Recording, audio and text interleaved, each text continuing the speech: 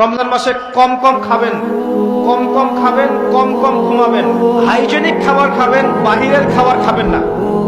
বাহিরের যে খাবারগুলো আছে মুখরোচক, ইফতারে নিয়ে বসেছেন দুনিয়ার কিছু, আচ্ছা এই খাবারগুলো কি কোনোদিনও আপনি সন্ধ্যার সময় খান?